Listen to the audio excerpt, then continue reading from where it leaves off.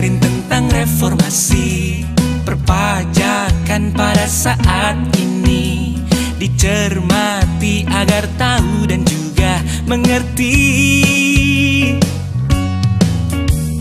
Cermati cerita reformasi terkini. Informasi tentang reformasi perpajakan terkini. Cermati cerita reformasi terkini. Semuanya ada, hanya dicermati.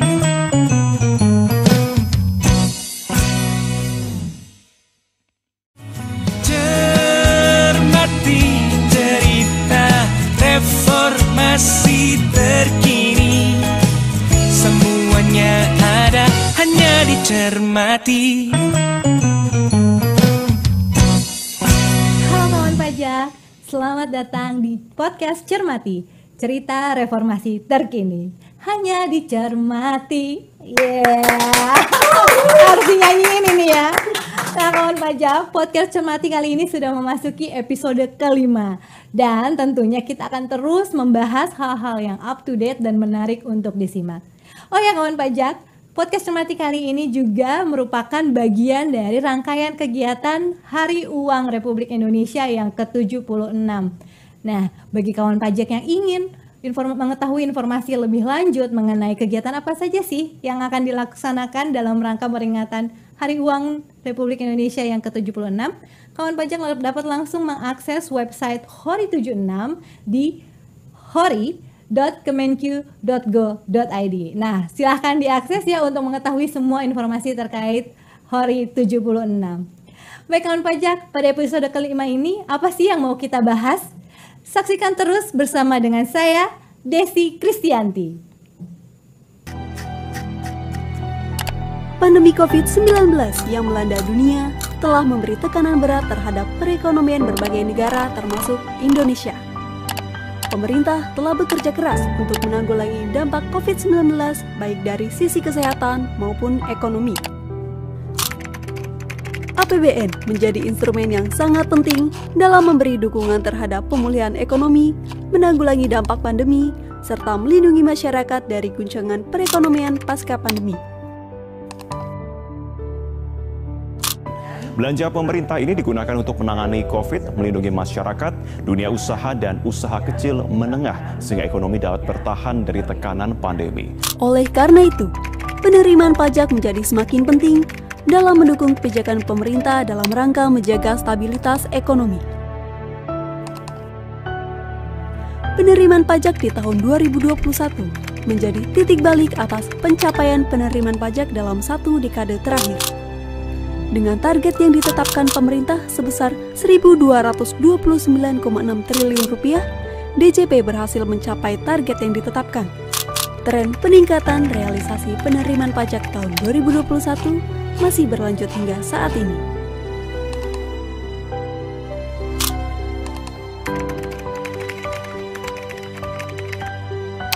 Penerimaan pajak kita mencapai 1.171 triliun rupiah. Kalau kita lihat gambar di sebelah kanan, ini sudah jauh melampaui penerimaan sebelum pre-pandemi, yaitu tahun 2019. Kinerja yang sangat baik ini dipicu oleh beberapa faktor, diantaranya tren kenaikan harga komoditas, pertumbuhan ekonomi, basis pajak yang rendah pada tahun 2021 karena pemberian insentif, serta implementasi Undang-Undang Harmonisasi Peraturan Perpajakan.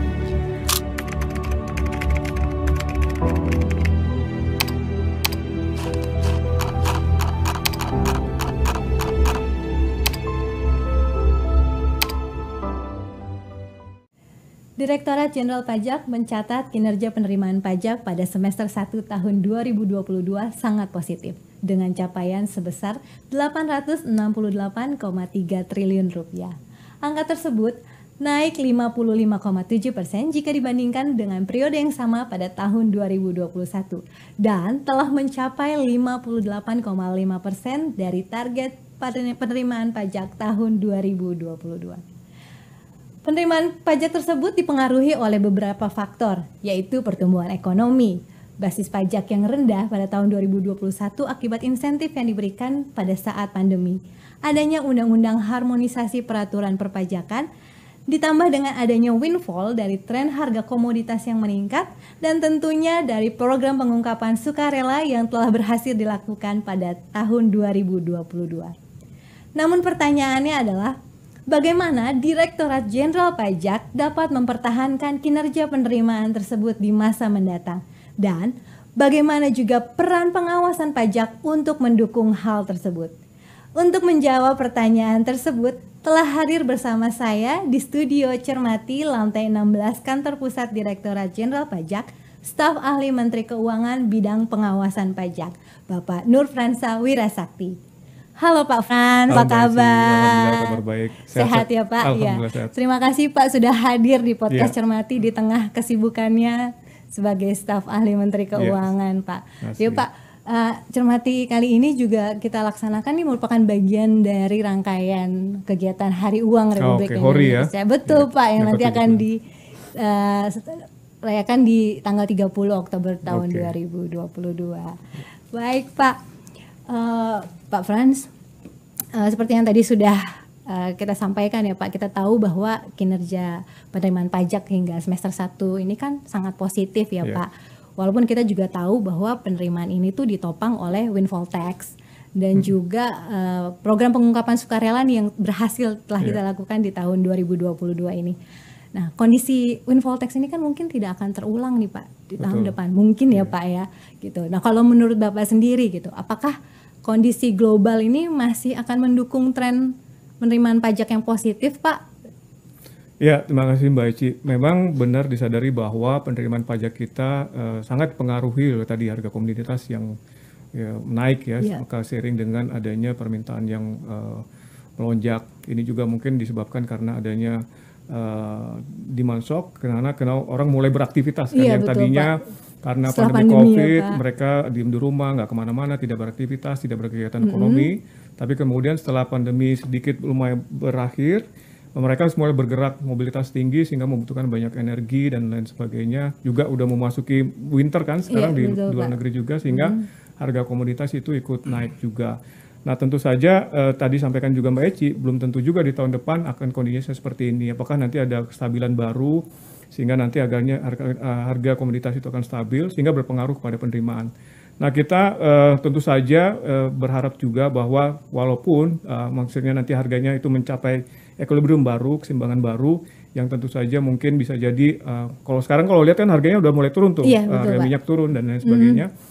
Bisa saja nanti kita tidak lagi terlalu berharap untuk dari windfall tax ini ya gitu ya. Iya. Dan ini kita harus selalu waspada juga karena tidak selamanya kita harus bergantung kepada penerimaan pajak kita bergantung pada harga komoditas. Kemudian tadi juga yang terkait dengan program pengungkapan sukarela PPS juga yang 63 triliun itu juga nanti kan tidak ada lagi. Nah itu tentu saja akan menjadi salah satu tantangan kita di tahun 2023 nanti di APBN tahun 2023 bagaimana mencari penerimaan pajak yang ada dari peluang-peluang yang ada atau potensi yang sudah ada nanti ke depannya. Nah ini tantangan tersendiri karena sebagaimana diketahui juga dunia kan menghadapi resesi secara global, inflasi tinggi, kemudian juga fiskal mengetat di beberapa negara, sehingga ini menjadi tantangan kita juga bagaimana kita bisa menerapkan penerimaan pajak nanti ke depan tanpa mengurangi dari distorsi dari perekonomian secara keseluruhan gitu. Nah nanti kita akan coba lihat potensi mana saja yang masih ada yang selama ini mungkin belum diperhatikan mungkin dari sisi potensi penerimaan pajaknya. Itu salah satu strateginya mungkin. Iya betul Pak, betul sekali. Maksudnya karena kondisi itu mungkin tidak akan terulang, jadi DJP juga harus mencari cara ya, mencari tindak lanjut dari DJP sendiri gitu ya. Kalau menurut Bapak tindak lanjut dari DJP ini seperti apa Pak gitu? Maksudnya dari segi pengawasannya kah atau dari kalau berdasarkan pengawasannya tentu saja dari program PPS kemarin kan kita punya database-nya ya, mereka-mereka yang melaporkan PPS. Nah itu tentu saja menjadi perluasan dari basis data yang sudah kita miliki. Nah ini kan jadi basis data baru yang bisa kita kembangkan juga. Kemudian juga kita senantiasa selalu mengembangkan bekerja sama dengan pihak-pihak kementerian atau lembaga lain atau instansi lain untuk mendapatkan data. Karena kan dengan sistem self-assessment yang kita adopsi di Indonesia, kita kan mempercayai apa yang disampaikan oleh wajib pajak sampai kita mendapatkan data lain dari pihak ketiga untuk mematchingkan atau menyandingkan datanya apakah benar yang disampaikan. Nah ini tentu saja akan terus kita tingkatkan. Dengan demikian data-data yang mereka sampaikan itu ya kita bisa coba atau kita uji apakah memang benar sama atau enggak gitu. Nah semakin banyak data yang kita kumpulkan itu akan menjadi semakin bagus database-nya dan bisa menjadi salah satu pembanding buat kepatuhan wajib pajak. Itu salah satu strategi yang mungkin nanti juga bisa akan kita kembangkan terus-menerus secara kontinu. Itu peranan dari pengawasan pajaknya sendiri gitu ya Pak untuk penerimaan Direktorat Jenderal Pajak ya. Nah kalau menurut Bapak sendiri untuk ada nggak yang perlu dievaluasi nih Pak program pengawasan yang sudah dilakukan selama ini oleh DJP atau mungkin program-program yang akan dilaksanakan lagi ke depan nih? Ya, kalau boleh evaluasi sebenarnya di satu sisi walaupun kita mendapatkan banyak dari PPS kemarin, tapi sebenarnya di sisi lain kan sebenarnya berarti masih ada orang yang tidak patuh kan gitu betul, ya. Ya, Pak. Ya kan kalau kita melihatnya dari dua sisi. Nah, itu mungkin menjadi PR kita juga bagaimana menanamkan kepatuhan kepada wajib pajak dari yang mereka belum mendaftarkan diri menjadi mendaftar, yang belum membayar menjadi membayar, yang belum lapor menjadi lapor. Nah, ini tentu saja PR yang besar dan memakan waktu yang cukup lama. Dilakukan melalui sosialisasi, edukasi, penyuluhan dan lain sebagainya. Tapi ini tentu saja nggak bisa DJP bekerja sendiri. Nah, salah satu strategi juga untuk kita ke depan kita akan melakukan kerjasama dengan pihak-pihak ketiga. Karena sekarang bukannya lagi zaman kerja sendiri, harus kolaborasi. Iya, betul, Pak. Dengan jumlah pegawai kita yang hampir 46.000. Tapi harus menghandle mungkin lebih dari 50 wajib pajak, nggak mungkin kita kerja sendirian, harus kolaborasi. Nah untuk itu kita melakukan kerjasama dengan berbagai macam pihak, termasuk juga dari sisi teknologi informasinya. Misalnya kita contoh misalnya yang paling mungkin yang paling sering kita dengar terakhir ini kita kerjasama dengan Dukcapil untuk NIK sehingga menjadi NPWP ya Pak. itu kan secara online. Tapi kan tidak hanya NIK saja, mungkin Dukcapil mempunyai data-data yang lain, kita bisa juga meningkatkan kerjasama ke arah yang lain. Kemudian juga misalnya dengan pelaku-pelaku usaha saat ini mungkin Direktorat Jenderal Pajak juga akan bekerja sama dengan para pihak marketplace sehingga kita akan menunjuk beberapa marketplace untuk menjadi pemotong pajak yang akan dilakukan oleh para pelaku usaha di e-commerce gitu di marketplace. Itu nanti akan dicobakan dulu pada beberapa marketplace yang pemerintah, contohnya yang disebut dengan bela pengadaan atau beli langsung pengadaan. Jadi bendahara pemerintah. Kalau misalnya Mbak Eci sebagai bendahara pemerintah belanja di marketplace tertentu yang sudah disediakan, nah itu nanti marketplace-nya akan memotong pajaknya secara langsung yang sudah ditunjuk untuk sebagai pemungut atau pemotong pajak dari para rekanan yang membeli barang atau jasa dari bendahara pemerintah. Oke, menarik sekali nih Pak. Kalau misalnya menurut Bapak nih kendala-kendala yang Bapak alami gitu ya dalam melakukan pengawasan pajak itu seperti apa Pak? Kendalanya biasanya memang dalam pengawasan kita karena kita tidak mempunyai yang disebut mungkin single identity number gitu atau SIN gitu ya. Jadi bisa saja Mbak Eci mungkin misalnya data identitas di KTP mungkin beda dengan alamat sebenarnya atau nomornya salah-salah sedikit atau tinggalnya di alamat yang mungkin tidak kurang jelas sehingga ketika didatangi oleh petugas tidak nyampe. Itu salah satu kelemahan utama karena salah satu yang menjadi kunci utama untuk penegakan kepatuhan dan juga kesadaran wajib pajak adalah bagaimana kita bisa mengidentifikasi wajib pajak secara benar gitu. Tinggalnya misalnya Mbak Eci di Cilandak, di alamatnya di mana, itu kalau misalnya nggak ketemu, begitu kita ngirimin misalnya surat peringatan atau surat notifikasi nggak nyampe alamatnya. Itu dari sisi database wajib pajaknya. Dari sisi kita juga menyadari bahwa teknologi informasi menjadi salah satu alat utama kita dalam melakukan pengawasan ataupun kepatuhan wajib pajak itu sendiri. Nah, oleh karena itu kita mencoba mengembangkan Cortex atau CITAS yang hendak kita kembangkan di tahun 2023 nanti. Nanti diharapkan pengawasannya akan lebih mudah Mbak Eci. Jadi kalau dulu kita mungkin mengawasi lebih banyak ada sisi manualnya atau administrasi atau yang sifatnya clerical, nanti semua akan dibantu oleh otomasi dari sistem IT sehingga waktu yang dibutuhkan akan lebih singkat dan kita bisa mengerjakan untuk mengawasi atau memeriksa lebih banyak wajib pajak lagi.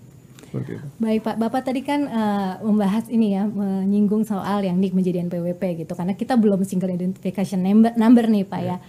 Ya kayak tadi misalnya alamatnya berbeda, lalu nomor NIK-nya itu mungkin ada salah-salah sedikit gitu ya Pak. Nah pertanyaan saya gitu, peran pengawasan nih Pak untuk NIK menjadi NPWP ini tuh seperti apa Pak gitu? Maksudnya ya konkret akan bisa dilakukan ke depannya gitu Pak? Ya kita berharap nanti semua transaksi itu berdasarkan NIK itu. Jadi kalau misalnya semua transaksi sudah berdasarkan NIK, data-datanya itu tercatat, akan lebih mudah buat kita mengawasi kepatuhan atau pelaporan pembayaran wajib pajak. Karena dengan demikian semua transaksi jadi tercatat. Sekarang kan masih banyak yang disebut dengan underground economy. Semua orang jual beli nggak tercatat, kemudian juga pihak bank mungkin tidak mencatat, atau yang transaksi yang sifatnya offshore atau di luar negeri yang dilakukan secara online dan sebagainya. Itu semua mengaburkan transaksi sehingga ketika dilakukan pengawasan atau pemeriksaan itu tidak terdeteksi. Nah dengan adanya semua pelayanan misalnya dari pemerintah ini, dari kementerian atau lembaga kepada para masyarakat menggunakan NIK misalnya, itu sangat membantu nanti. Oh ketahuan nih Mbak Eci, ternyata adalah misalnya ibu rumah tangga dengan anak berapa, kemudian sehari-harinya belanja apa di toko mana, kemudian bayar listriknya berapa, bayar STNK mobilnya berapa. Kalau itu semua kredit ya Pak belanja. Kalau itu semua bisa kelihatan kan kita bisa based on dari expense-nya aja, dari pengeluarannya aja kan udah bisa kelihatan seberapa jauh penghasilan yang kira-kira diperoleh. Kan nggak mungkin expense-nya lebih besar dibandingkan penghasilan yang diterima. Mereka kan ada uang yang mungkin tidak dilaporkan. Nah itu dari transaksi. Kemudian juga dari para pelaku usaha UMKM itu juga kan sebagian besar mereka masih melakukan pembayaran transaksi secara manual.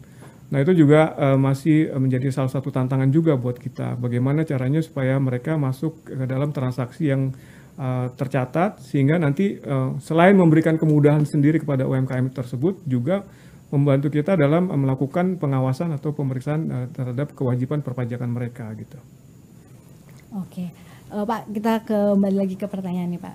Kan Bapak selama ini melakukan pengawasan ya Pak ya gitu. Nah selama ini tuh pastilah harusnya Pak pengawasan ini dapat dukungan dari Menteri Keuangan dan juga dari Direktur Jenderal Pajak gitu ya. Seperti apa sih Pak bentuk dukungan yang Bapak dapatkan nih Pak gitu dalam menjalankan?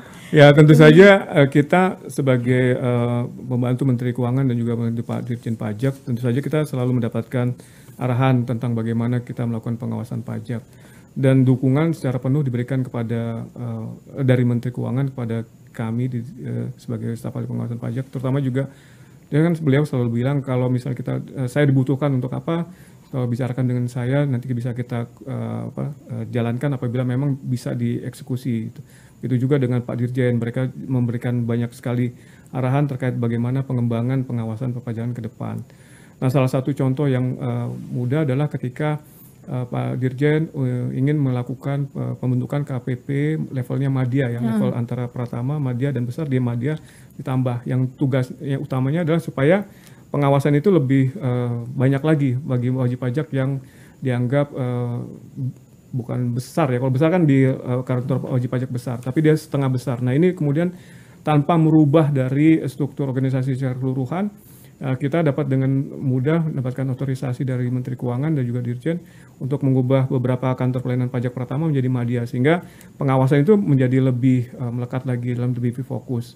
Dan juga Pak Dirjen memberikan arahan untuk adanya pengawasan prioritas. Jadi kalau selama ini mungkin para pengawas atau akun representatif yang ada di kantor pelayanan pajak itu pengawasannya mungkin masih mix gitu ya. Nah sekarang diberikan daftar pengawasan prioritas di mana nanti dalam waktu 3 bulan itu mereka akan melakukan pengawasan secara fokus dan akan dievaluasi pada 3 bulan berikutnya. Itu terus berlangsung selama 1 tahun. Sehingga apa yang peran dari Menteri Keuangan dan Dirjen Pajak dalam ini sangat besar sekali dalam usaha pengawasan perpajakan. Termasuk juga tadi kerjasama dengan pihak-pihak yang ketiga atau yang membantu kita dalam melakukan kolaborasi. Gitu. Oke Pak, berbicara tentang tadi pengawasan pajak tuh ada pengawasan prioritas gitu ya Pak ya. Kira-kira contohnya sih seperti apa sih Pak yang pengawasan prioritas ini?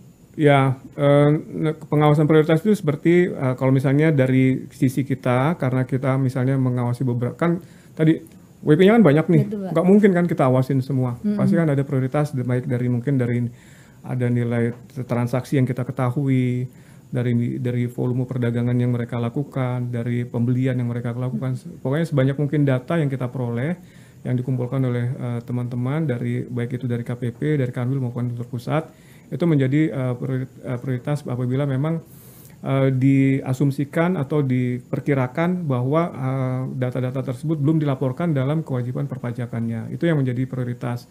Sehingga nanti bisa kita coba mereka panggil, diberikan SP2DK, ditanyakan apakah memang ada transaksi seperti ini dan seperti apa pelaksanaannya. Jadi untuk mereka yang mungkin selama ini belum melaporkan atau melakukan kewajibannya sebagaimana data nanti penyandingan data secara IT kemudian juga secara risiko itu mereka juga harusnya melaporkan dengan baik dan benar. Nah prioritas ini yang kalau tadinya kita memeriksa segitu banyak sekarang akan fokus untuk mereka-mereka yang mempunyai potensi yang kira-kira bisa mempunyai ternyata ada yang seharusnya dilaporkan atau dibayarkan tapi belum dilaporkan atau belum dibayarkan gitu. Oke, menarik sekali nih Pak. Dan kalau kita berbicara tentang penerimaan pajak ini kan tentunya tidak bisa dilepaskan dari kepatuhan wajib pajak ya Pak ya.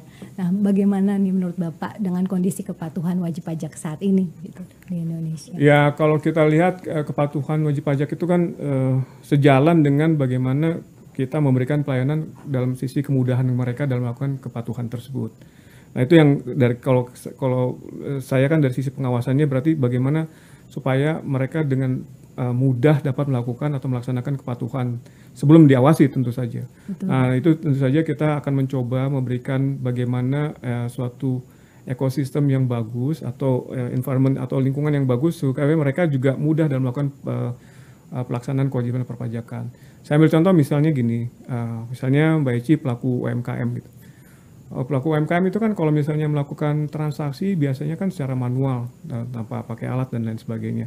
Terus nanti dia disuruh lapor pajak, bayar pajak, terus dia harus hitung manual kan repot gitu ya.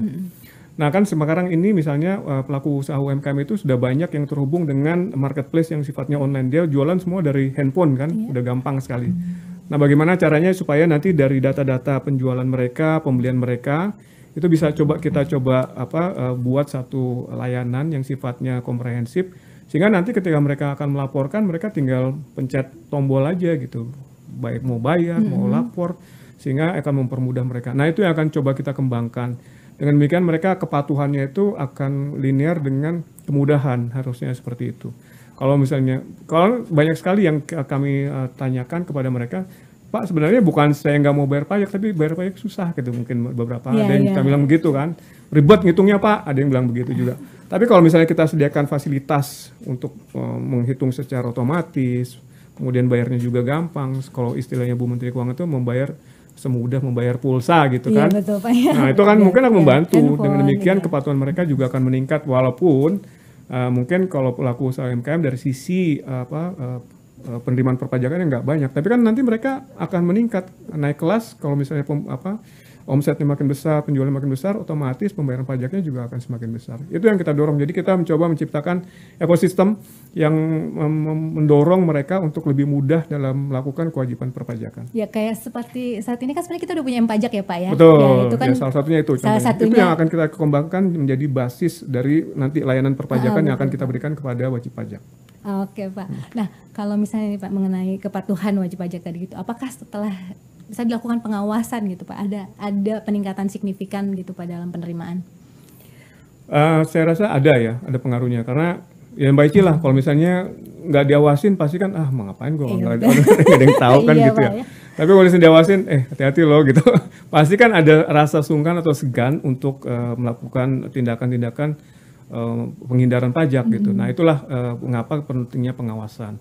Pengawasan kan dibagi dua, pengawasan pembayaran massa yang bulanan itu ya kita awasin terus beberapa wajib pajak yang kita anggap punya potensi besar dalam pembayar massa yang tiap bulannya yang memang PPh pasal 25-nya, kemudian juga PPN-nya dan lain sebagainya itu kita awasin.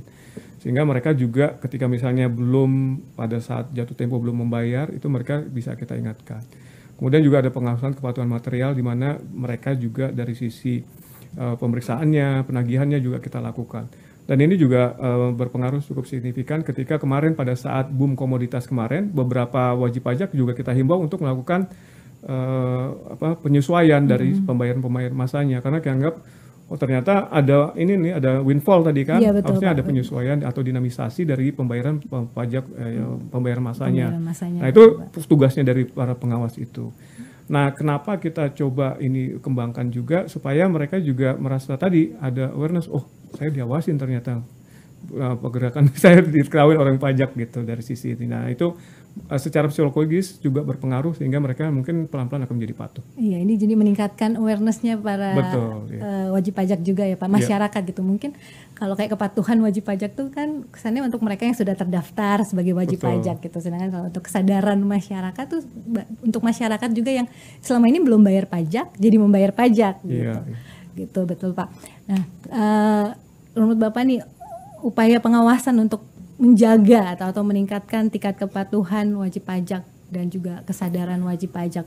Ya, kita kalau dari sisi kita kan mengawasi subjek dan objek pajaknya ya. Kita dari sisi objek pajaknya kita memberikan perhatian juga pada sektor-sektor tertentu yang sedang berkembang, misalnya dari sisi kripto investasi misalnya, atau dari perkembangan belanja melalui online, game online dan sebagainya. Itu juga ada timnya yang kita mengawasi. Ada timnya ya Pak ya? Dari sisi regulasinya, proses bisnisnya, juga bagaimana potensinya ke depan. Kemudian kalau dari sisi wajib pajaknya ya tadi secara kita ke depan nanti yang akan kita kembangkan melalui Cortex atau CITES itu kita akan mengawasi wajib pajak tuh berdasarkan risiko. Yang risikonya lebih tinggi kita awasi lebih ketat gitu. Nanti ada level-levelnya.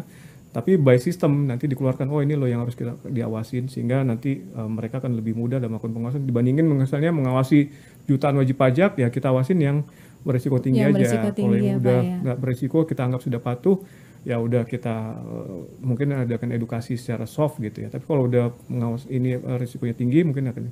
Nah yang menarik adalah Mbak Eci, jadi kalau misalnya kita hitung-hitung dengan adanya sistem teknologi informasi yang baru ini yang kita sebut Cortex atau CITES itu, kita bisa mengalihdayakan sumber daya manusia kita yang tadinya fokus di pelayanan kepada wajib pajak itu ke pengawasan atau pemeriksaan atau penegakan hukum.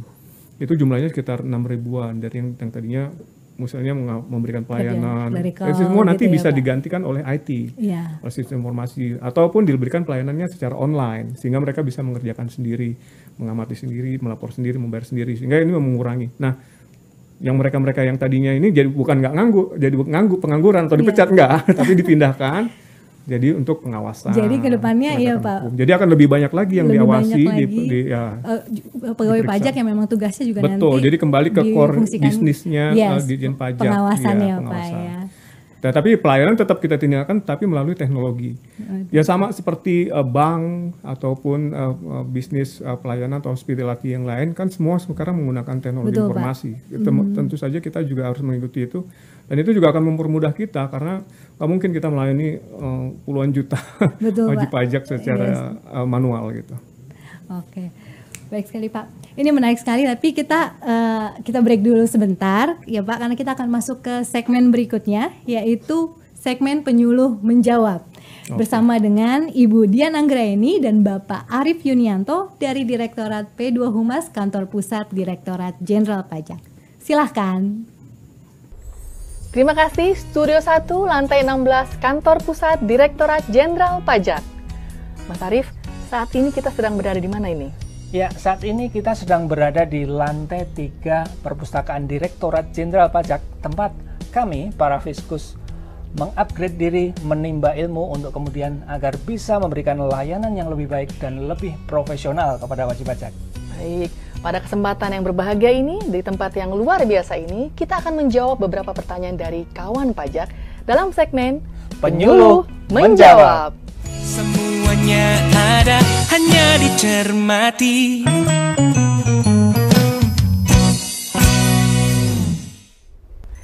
Mas Arief, belakangan ini kan kita dengar ya, baca di media juga banyak kawan pajak yang merasa resah dan gelisah karena mendapatkan surat cinta dari kantor pajak katanya. Pasti tentang SP2DK ini. Betul sekali. Sebenarnya apa sih SP2DK itu? Baik, sebelum lebih lanjut tentang SP2DK, kita mulai yang dari mendasar dulu ya. Tentang bagaimana sistem pemungutan pajak di Indonesia. Di mana kita ketahui bahwa menganut sistem self-assessment, di mana memberikan kepercayaan kepada wajib pajak mulai dari menghitung, membayar, sampai melaporkan, dan wujudnya dalam bentuk SPT ya. Melaporkan penghasilannya Mbak, kemudian melaporkan pajaknya juga berapa, termasuk juga harta dan utangnya. Dan kewajibannya dalam SPT ya. Setelah lapor, kemudian data masuk ke kita kan. Nah, baik penghasilannya, hartanya, utangnya, semuanya. Nah, kita kemudian menyandingkan itu dengan data-data yang lain dalam rangka melakukan pengawasan pembinaan ke wajib pajak.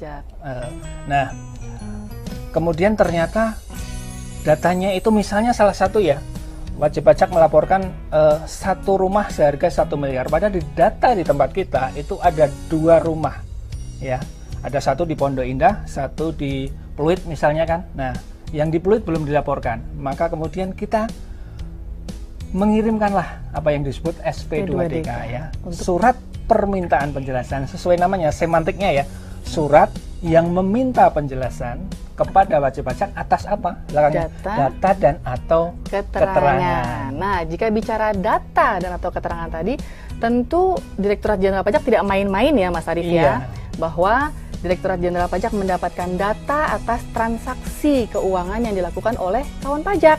Ya, karena Direktorat Jenderal Pajak mendapatkan data-data tersebut dari ILAP ya. ILAP. Apa saja itu, Pak? Instansi, lembaga, asosiasi maupun pihak lain. Nah, datanya berupa apa? Nah, tadi Mas Arief sudah sampaikan. Ada data misalnya memiliki rumah gitu kan, ada beberapa rumah. Nah, itu dari mana? Itu bisa dari BPN misalnya, bisa atau dari bisa developernya ya, pengembangnya. Betul, ya. Pengembangnya bisa atau, jadi dari banknya juga ya. Ya, kalau dia misalnya kredit misalnya bisa dari banknya, atau data misalnya pembelian mobil itu ATPM ya, itu juga bisa dari Samsat. Dari Samsat, dari dealernya ya. Betul bisa, ya. sekali. Itu semua data bisa masuk ke Direktorat Jenderal Pajak untuk kemudian diminta klarifikasi, atau tadi bahasa SP2DK-nya adalah dimintakan penjelasan dari wajib pajak terkait data-data tersebut. Ini kenapa kok di SPT mobil nggak dilaporkan? Ternyata ada data, ada pembelian mobil dari Samsat sekiannya. Betul. Nah sebenarnya ada juga ya, selain hal tersebut ada juga data yang sebenarnya berasal dari wajib pajak sendiri. Misalnya seorang wajib pajak ini pengusaha kena pajak, di mana dia punya kewajiban untuk mengut PPN ya.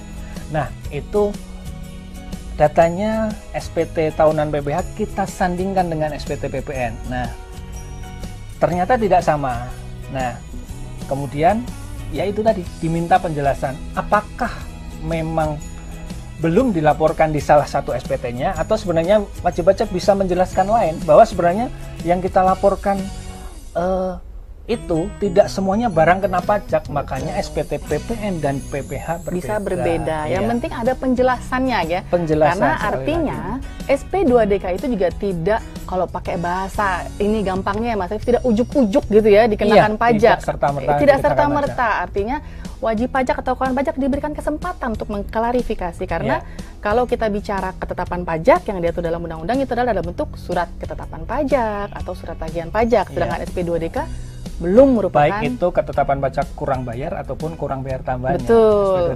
Belum merupakan ketetapan pajak. Jadi jangan khawatir ya.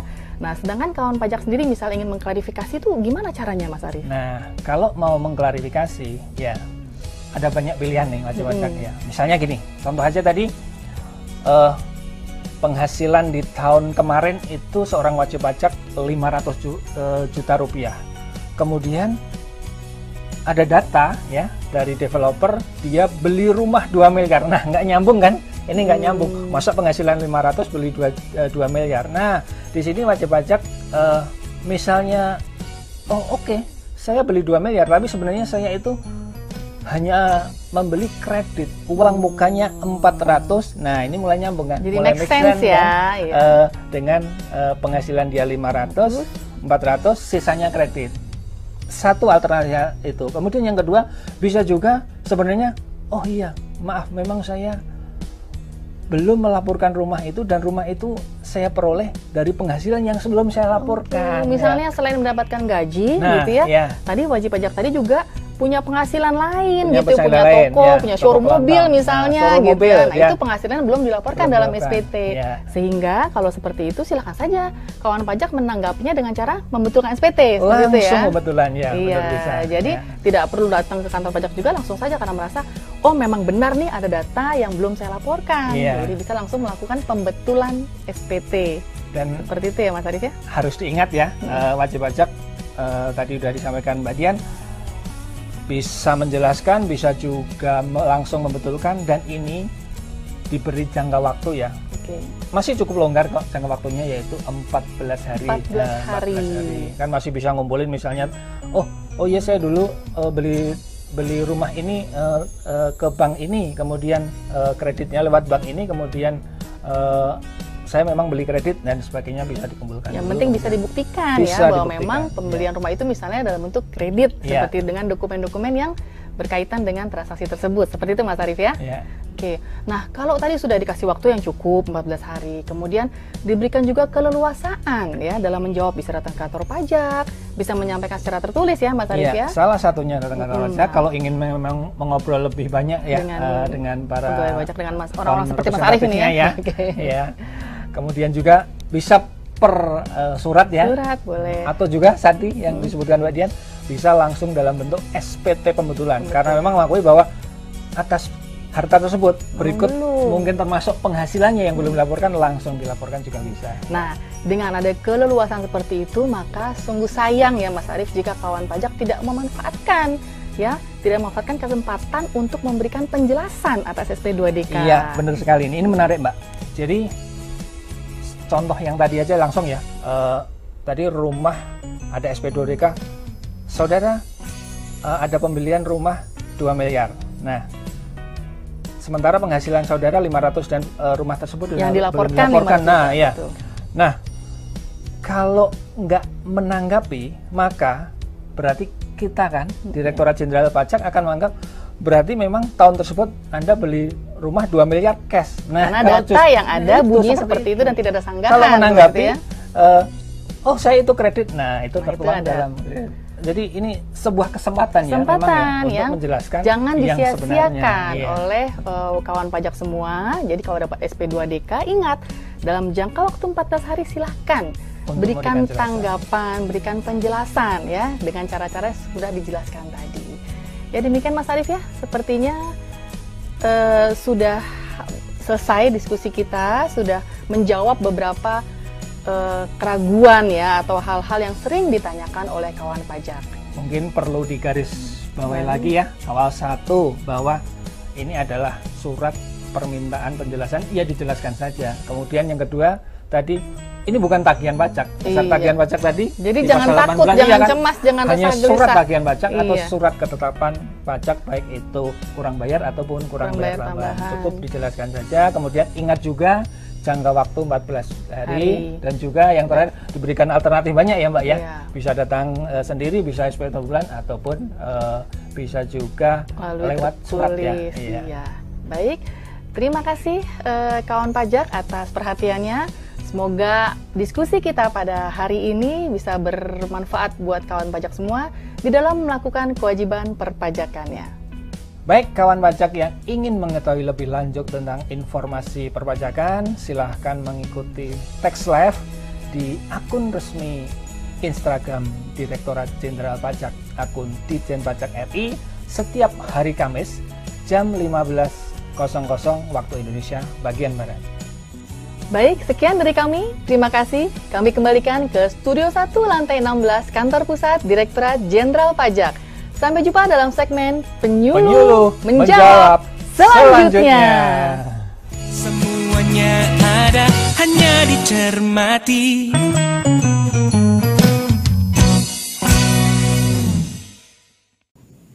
Oke kawan pajak, kembali lagi di studio Cermati lantai 16 Kantor Pusat Direktorat Jenderal Pajak. Masih bersama dengan narasumber yang luar biasa nih, Pak Frans. Kita lanjut lagi ya Pak ya. Siap, Pak Iji. Saat ini kita mau bahas tentang dari sisi penerimaan nih Pak. Gitu. Nah, kita tahu kan Pak kalau misalnya pendapatan negara kita itu 80%-nya ditopang oleh penerimaan pajak kan ya Pak ya. Nah, kalau misalnya dari segi pengawasan sendiri nih Pak, terhadap capaian penerimaan kita Pak, bagaimana Pak dan pengaruhnya ke APBN? Ya, benar sekali bahwa sebagian besar dari penerimaan perpajakan di APBN kita kan ditunjang oleh penerimaan pajak. Selain dari penerimaan dari kepabeanan dan cukai, kemudian penerimaan negara bukan pajak, ya, Pak. dan juga sekarang penerimaan perpajakan. Nah ini adalah satu hal yang menarik juga Pak Eci. Pada saat kemarin ketika penerimaan kita sangat tinggi dari perpajakan, bahkan growth-nya melebihi 50% ya waktu sampai dengan semester 1 itu, beberapa pembiayaan yang tadinya sudah direncanakan itu bahkan dikurangin gitu. Jadi kita ngurangin utang. Ini artinya apa? Kalau misalnya semua wajib pajak atau masyarakat Indonesia patuh terhadap kewajiban perpajakannya, sebenarnya kita bisa loh ngurangin utang. Jadi kan sekarang banyak tuh orang, oh jangan ngutang dong, pemerintah kok ngutang terus, nanti kembalinya anak cucu kita dan lain sebagainya lah ya tentang utang. Nah kalau misalnya kita terbukti nih bahwa kalau misalnya kita pembayaran pajak kita atau penerimaan perpajakan kita meningkat, ternyata pembiayaan itu bisa dikurangin gitu. Nah, sehingga kita tidak mengeluarkan surat utang sebanyak yang direncanakan karena penerimaan pajakannya itu bisa menutupi untuk penyelenggaraan belanja negara. Nah ini satu bukti nyata. Ini kejadian pada saat di akhir tahun kemarin 2021 pada saat penerimaan kita sudah sangat meningkat dan bisa mencapai dari target. Di 2-3 bulan terakhir itu Direktorat Jenderal Pembiayaan dan Pengelolaan Risiko itu tidak mengeluarkan surat utang baru. Nah, itu kan bukti nyata tuh bahwa kalau masyarakat bukan rajin ya, maksudnya sesuai patuh pajak. Nah, itu ternyata bisa ngurangin utang. Itu menjadi salah satu bukti nyata gitu. Ya luar biasa, apalagi Pak kalau kemarin dari siaran pers juga ya Pak Menteri Keuangan kan nih tahun 2023 nih APBN kita kan lebih dari 2.000 triliun ya penerimaan pajak ya Pak ya. Dan belanjanya lebih dari 3.000 juga. Iya, jadi kita rekor baru nih. Optimis ya Pak ya pengawasan pajak itu bisa membantu untuk mencapai kesadaran pajak. Itu sih memang yang penting karena kalau misalnya kita tadi kan sistem kita dengan self assessment itu kalau misalnya kesadarannya nggak tinggi ya otomatis yang bayar juga mungkin nggak banyak ataupun kalaupun bayar mungkin tidak sesuai aslinya. Kalaupun lapor mungkin tidak sesuai dengan apa yang kejadian atau transaksi ekonomi yang terjadi sebenarnya. Sehingga ini nanti yang bisa mengurangi pembayaran pajak. Nah, itulah fungsi pengawasan tadi dalam hubungannya dengan penerimaan pajak secara keseluruhan. Nah, cara mengawasinya bagaimana? Itu nanti kami di Direktorat Jenderal Pajak juga akan menerapkan satu sistem yang tadi yang menggunakan teknologi informasi tadi itu. Dengan menggunakan sistem analisa risiko yang lebih lebih fokus, diharapkan ini bisa menjadi salah satu jawaban bagaimana melakukan pengawasan terhadap wajib pajak yang banyak gitu, tapi tanpa harus mengurangi alokasi dari sumber daya manusia yang ada gitu. Oke, menarik Pak. Nih pertanyaan saya tadi Bapak juga sempat menyinggung tentang Cortex ya Pak ya gitu. Nah, adanya Cortex ini merupakan salah satu fungsi untuk pengawasan nggak sih Pak? Atau bagaimana Pak? Iya, bisa dibilang begitu karena tadi kan kita mengumpulkan semua database atau data transaksi ekonomi yang dilakukan oleh wajib pajak, baik dari pelaporan pajaknya maupun dari hasil pemeriksaan kita, kemudian dari data atau dari pihak ketiga, dari instansi, lembaga, asosiasi, dan pihak ketiga lainnya, termasuk juga dari perbankan luar negeri, transaksi yang ada di luar negeri. Nah itu semua kita kumpulkan dan kita olah datanya sedemikian rupa dan kita bandingkan dengan apa yang mereka laporkan atau mereka bayarkan. Nah ini tentu saja akan lebih mudah buat kita melakukan pengawasan. Misalnya Mbak Eci ngakunya penghasilannya 10 juta misalnya, tapi beli mobil mewah harga 2 miliar, nih duitnya dari mana nih gitu. Nah kan itu bisa kelihatan, oh ternyata ada penghasilan yang nggak dilaporkan, ternyata bisa misalnya nge-MC ternyata gajinya sampai 10 miliar gitu misalnya dalam satu tahun. Nah itu nanti bisa kita adu dengan data yang kita peroleh dari pihak lain. Nah tentu saja kalau misalnya kita ngumpulinnya secara manual, ini kan susah. Nah itulah pentingnya teknologi informasi, termasuk juga pada saat melakukan pemeriksaan. Pemeriksaan kalau misalnya kita lakukan secara manual juga kan untuk mencatat, menghitung dan lain sebagainya sangat menyulitkan. Makanya nanti akan kita kembangkan desktop pemeriksaan yang akan memudahkan ketika misalnya melakukan pemeriksaan kepada wajib pajak, kita cukup minta datanya, nanti datanya bisa kita langsung masukkan seperti itu. Dan juga pada saat pertukaran data dengan pihak ketiga yang lainnya kita coba secara otomatis, jadi tidak lagi saya datang ke sana minta data terus kirim lagi nanti. Jadi melalui sistem ya Pak ya? Semuanya diharapkan ini semua menjadi salah satu sistem yang terintegrasi sehingga akan lebih memudahkan kita. Begitu juga ketika wajib pajak tadi menyampaikan kewajibannya juga kita kewajiban maupun permohonan pelayanan itu nanti semuanya diharapkan bisa dilakukan secara online. Oke, terima kasih Pak.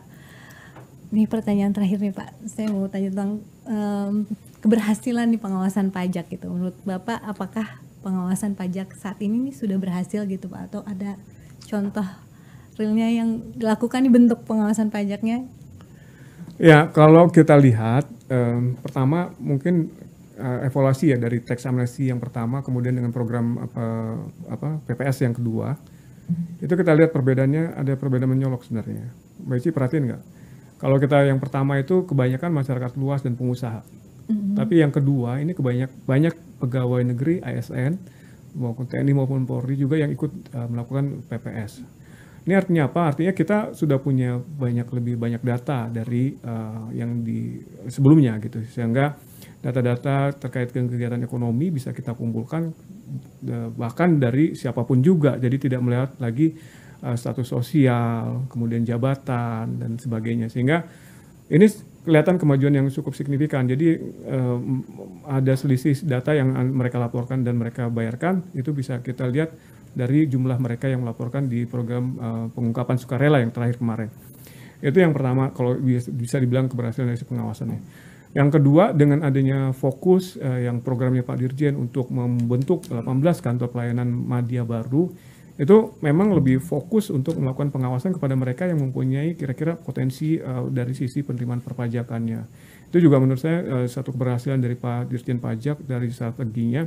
Termasuk juga ketika kita mengembangkan seksi pengawasan dari 3 menjadi 5 seksi, sehingga akan banyak lagi pengawasan yang lebih memfokuskan pada wajib pajak tertentu, baik yang strategis maupun yang kewilayahan. Nah, pendekatan ini menurut saya sangat luar biasa dari kebijakan dari Pak Dirjen, sehingga otomatis ya walaupun tadi ada windfall, ada PPS juga, tapi di sisi lain kepatuhan juga meningkat dan pengawasan kita juga lebih efektif dan fokus.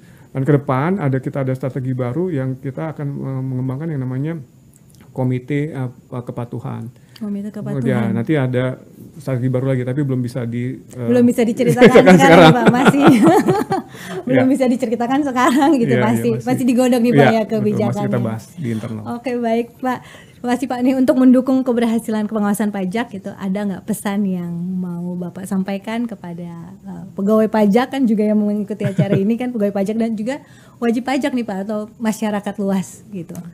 Ya, kalau untuk kepada para pegawai Direktorat Jenderal Pajak, sekarang adalah saatnya untuk kolaborasi dengan berbagai macam pihak. Kalau di KPP mungkin yang karena levelnya ada di kecamatan, ada di kabupaten, ada di provinsi, dengan pihak Pemda, PS1, tingkat 2, maupun instansi-instansi di pemerintah daerah bisa dilakukan kerjasama, maupun juga dengan asosiasi dan lain sebagainya. Dan demikian akan semakin banyak data atau informasi yang kita peroleh dari kegiatan perekonomian yang ada di daerah tersebut. Dan juga bisa kerjasama dengan pihak eselon 1 Kementerian Keuangan, karena kita kan sekarang menjadi Kemenq 1 ya, Kemenq 1, ada Direktorat Jenderal Perbendaharaan, Direktorat Jenderal Bea Cukai, Direktorat Jenderal Kekayaan Negara. Kita juga bisa bekerja sama melalui mereka. Dan itu diharapkan bisa memberikan keunggulan lebih karena data atau informasi yang kita peroleh jadinya lebih komplit dan lebih komprehensif. Untuk wajib pajak, ya apa ya pesannya? Mungkin akan lebih baik kalau misalnya mulai patuh dari sekarang lah. Karena kalau ada dulu lagunya tuh you can run but you can hide gitu. Kamu bisa aja lari tapi nggak bisa sembunyi. Kita semua tahu datanya. Gitu. Iya, kedepannya kita akan semakin banyak lagi kerjasama dengan pihak-pihak ketiga lainnya Pak ya. Jadi sulit untuk wajib pajak nanti untuk menyembunyikan di data-data mereka gitu. Ya lebih baik patuh, jadi akan lebih mudah dan juga tidak dikenakan denda atau sanksi yang lebih tinggi gitu. Dan itu tadi Pak, maksudnya dengan kita patuh membayar pajak kan kita jadi mengurangi untuk beban negara. Jadi kita tidak perlu mengeluarkan surat-surat utang lagi. Betul. Baik Pak, terakhir Pak. Terakhir lagi ya? Iya, terakhir. Ini bukan pertanyaan, tapi kita mau minta closing statement Pak, closing statement dari Bapak. Kepatuhan wajib pajak adalah satu kunci utama untuk menuju Indonesia maju. Wah, luar biasa, kita berikan tepuk tangan dong. Iya, kepatuhan wajib pajak itu kunci utama untuk Indonesia maju. Pak Frans, tidak terasa nih akhirnya kita sudah sampai nih di penghujung acara. Sekali lagi kita mengucapkan terima kasih Sama-sama, Pak. Mbak Ici. Bapak sudah hadir di sini menjawab pertanyaan kita, ngobrol-ngobrol santai, memberikan informasi mengenai pengawasan pajak dan juga sudah menyampaikan harapan-harapannya tadi ya Pak. Terima kasih sekali lagi. Sama-sama, semoga Bapak senantiasa diberikan kesehatan. Amin. Pak. Sehat-sehat juga ya Mbak Ici. Iya, terutama dalam menjalankan tugas utamanya nih sebagai staf ahli Menteri Keuangan. Makasih. Baiklah kawan pajak, demikianlah tadi bincang-bincang kita dengan staf ahli Menteri Keuangan bidang pengawasan pajak. Terima kasih kepada seluruh kawan pajak yang sudah menyaksikan podcast Cermati pada hari ini. Dan semoga informasi yang kita berikan membawa manfaat bagi kawan pajak semua. Dan terus saksikan podcast Cermati karena kita akan selalu membahas hal-hal yang up to date dan menarik untuk disimak. Saya Desi Kristianti, pamit undur diri. Hanya dicermati. Hanya dicermati.